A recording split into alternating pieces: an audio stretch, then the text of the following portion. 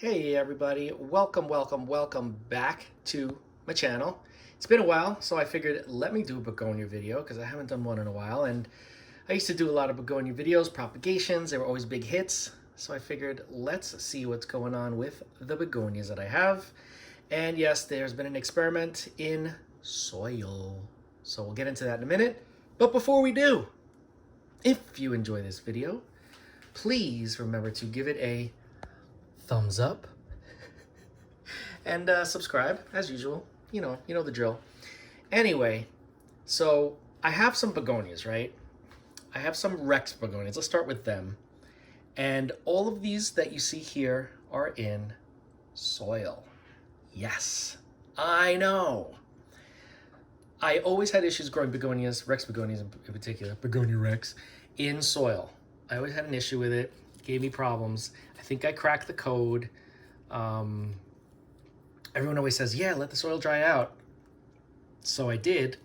And then we would get a lot of things like this, like crispy leaves, because it was dry for a little too long, right? But I think I figured out a good way to grow them if you're going to grow them in soil, because, you know, let's be honest, most people want to grow their plants in soil. They don't want to do the experimentation that I do. So what I've been doing in some cases is, here's a good example. This begonia has typically red leaves. This is a red bull, I believe. And you can see that the leaves that are coming out are more silver because this is not in bright light. Eventually it gets some LED, but that's towards the end of the day. So you can see the original color was this, but the new growth is like this. And I actually don't mind this at all. I don't mind this color. I think this is actually very cool. It's growing very healthy. And what I'm doing is, with a couple of these guys, I have like 3 of them that are set up like this. Have them in soil, in a plastic pot, and I let it dry out. And when it does dry out, I water it, and it has a wick, okay? And the wick picks up, let's say there's like a centimeter left of water at the bottom. It picks up that water eventually, which gives the plant a little bit more hydration time before I let it dry out again. And I think that that's working well. Yeah, so far so good. This is another one with the same setup. You can see the older leaves before I use the wick situation started to get dry and crispy.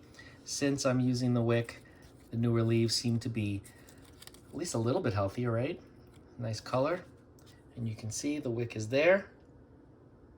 And I don't always keep a reservoir. Like I said, I just kind of, when I water, whatever falls to the bottom will then get picked up by that wick and will kind of extend the watering period a little bit longer.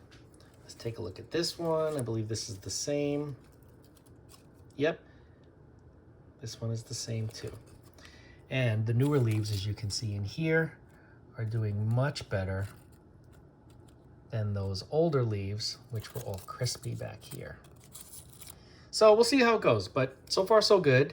I don't feel the need to rip all the leaves off so that I have leaf insurance because they're doing well. I really love this one. This one is just really cool. I'm starting to feel like I may not give the plants a lot of light because I really like this color. This is pretty, but there's so many red varieties, like Red Robin. I'm not sure what this one is. It did not come labeled, but this one was in clearance, a little spot there, and it was out in the full sun, so it got bleached out. But yeah, I'm bringing it back. This one does not have a wick, but it does have a terracotta cover pot, which will help things evaporate without a drainage hole in the bottom. Yeah, so that's the, oh, and this is just like a little 2-inch pot that I put in this votive candle holder. You can see there's a little bit of water in there. I just watered this. But yeah, this one I need to separate because I'm noticing, this is fairly new, I'm noticing that there's some powdery mildew here. So I'm gonna have to treat this. And I just noticed this today, so I'm taking that one away. That one's going into its own private room to deal with that. But you can see, these plants are doing not so bad, right? Could be worse. Let's move on to Miss Maculata. This one I've had for a while. This is Begonia Maculata. I think it's Begonia Maculata Whitey. I'm not really sure, but I know it's definitely a Maculata. And you can see it's been in here for such a long time that a lot of the soil has gone away through watering, and you can see the original plug is still there. This is a few years old, and I staked it up. I have it in, I guess it's been like 5 or 6, maybe 10 feet away from the south-facing window, so it's not getting any light, any direct light at least, but it's still hanging in there. It's still doing well.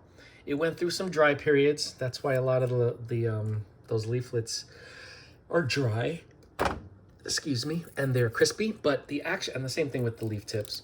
But the actual main parts of the leaves and the plant is doing just fine. I love the color on the back. Looks like we have a new growth point here that's kicking off.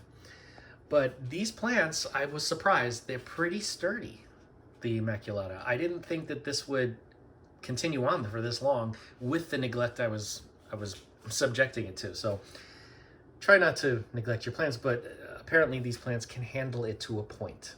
So, but yeah, I definitely need to do a repot. I'm gonna probably just add to this pot because, you know, the plant isn't that huge, but it's missing a lot of soil. So I'm gonna probably add a gritty mix to this just to kind of top off where it is, because it's very little soil in there, as you can see.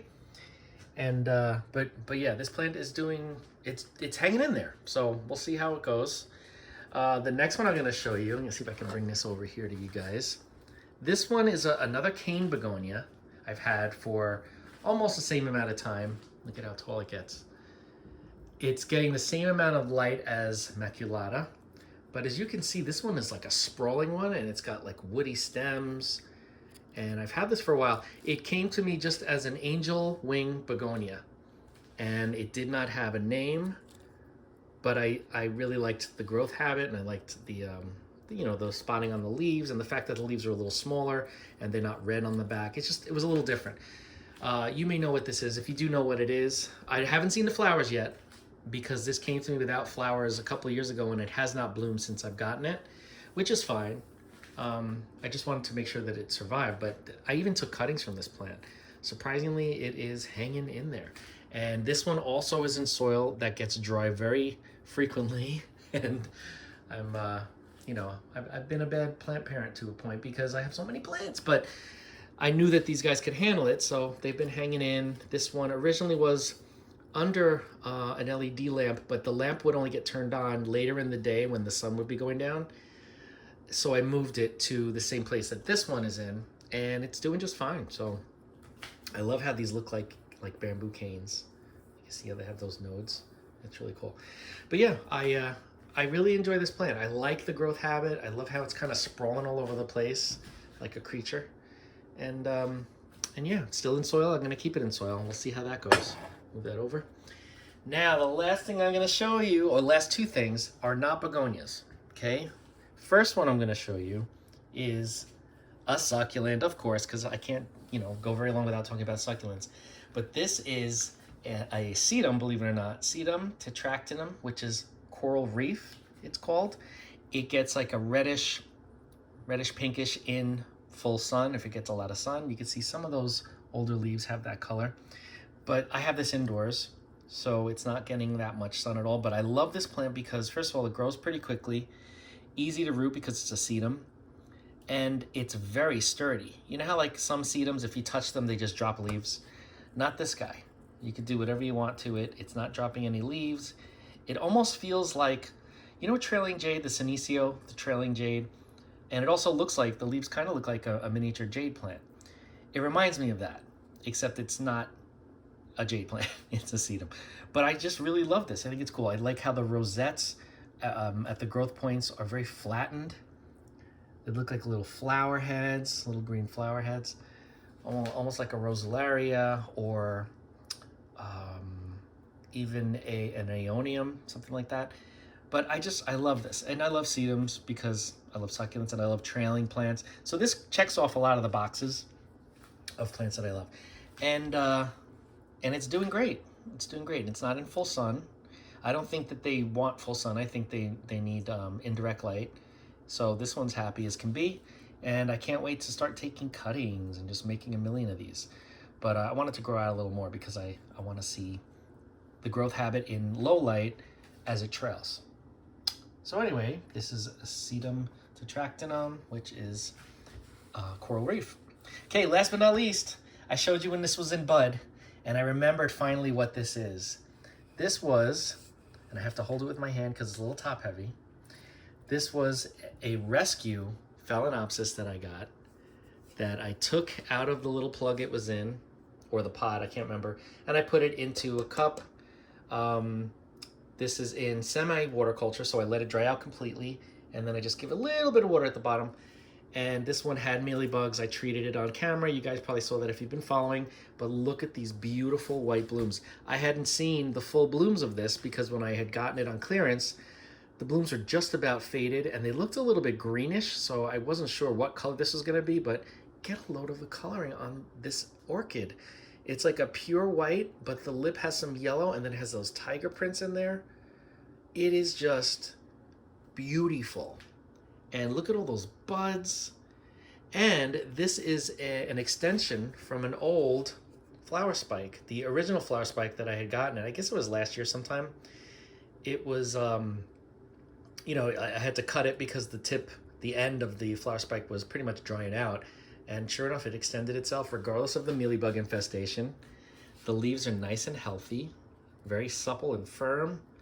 I got 1, 2, 3, 4 full leaves and then a new growth coming in at the same time, which is interesting. You know, usually they don't bloom and grow leaves at the same time, but just get a load of this and look at how healthy these buds look. It's just fantastic. I'm gonna tell you, I'm never going away from semi-water culture for my orchids, for my Phalaenopsis orchids, let's put it that way. Let me show you what these roots look like. Look at that. They are packed in here and they're loving it. There's just a little bit of water at the bottom because I just watered it yesterday. But look at how healthy those roots are, and look at how healthy the stem is, how healthy the plant is. And this is the original flower spike, how it curves around. It went all the way around to this side and then popped up here like this. But if this is not proof that semi-water culture works great, I don't know what to tell you. I really don't. I grow all my Phalaenopsis orchids this way now, and I'm getting blooms every year, sometimes through most of the year because they're blooming slowly, and I get them through the summer a lot of times. Like this is probably going to last me for a good part of the summer because these flowers last for a few months, and it just started blooming, so I'm very excited about that. Beautiful flowers. Look at that. Just a beautiful, beautiful plant. And to think, this was just going to get tossed away if nobody bought it because it was on clearance. So I saved you. So I'm very happy about that. I'm not happy it was going to be thrown away. I'm just happy I was able to save it. But yeah, so let me move this so that it doesn't topple over. There we go. Now you can see a little bit better. Look at that. Look at that. Beautiful. Well, if you have any questions on, well, semi-water culture for orchids, or how I've been growing these Begonia Rex, with the little wick situation, real easy. I'll just tell you, you know, if you have any questions about it. But again, I just let the soil dry out completely, or almost completely. Top of it is completely dry when I check. Then I know it's time to water, and then whatever falls to the bottom becomes a slight reservoir that gets soaked up within the next few days. And then I wait for it to dry out again. I don't keep the soil damp like a lot of people say to do, because that ends up rotting. And you can tell from that other one I showed you that with the powdery mildew, it's obvious there's obviously stagnant air here. There's not a lot of airflow. So if I had a lot more airflow, I probably wouldn't have the rot issues or the mold issues, powdery mildew, that I have been seeing. But yeah, that's just the environment that I live in, so I have to cut corners and figure out ways to make it work for me. So, but yeah, beautiful plants. And if you love Rex begonias, this could potentially be a great way, if you have problems growing them, a great way for you to grow them if you have similar situation that I do. And I mean, Rex begonias are just beautiful plants. There's just no way around it. And so are sedum. And so are the canes. But yeah, if you have any questions, reach out, let's talk. Don't forget to like, comment, share, and subscribe. Hit that bell if you want to be notified, and I will see you in the next video.